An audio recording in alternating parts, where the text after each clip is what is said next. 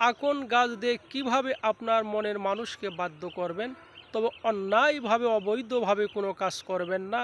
যে সমস্ত স্বামী স্ত্রী মিল মোহাব্বত নাই, এই ক্ষেত্রে ব্যবহার করবেন।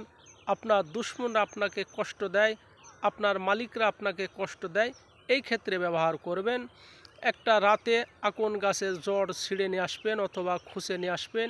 নিয়ে এসে জড়টা ভালোভাবে রোদ্রে শুকাইয়া সুন্দর করে গুঁড়ো করে পাউডারের মতো বানাইয়া একটু গাভীর দুধ, গরুর দুধের সাথে একটু মিলাইয়া আপনি যার কাছে যাবেন তার নামটা নিয়ে এই ডান হাতের এই আঙ্গুলটা দিয়ে একটু কপালে তিলকের মতো লাগাই দিয়ে তার কাছে যাবেন।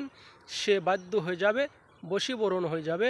তবে অবৈধভাবে অন্যায়ভাবে এই কাজটা আপনারা কখনো করবেন না। যদি আপনাদের ক্ষতি হয়, আমি দায়ী না, আমার পেজ দায়ী না, আমার ইউটিউব চ্যানেল দায়ী না।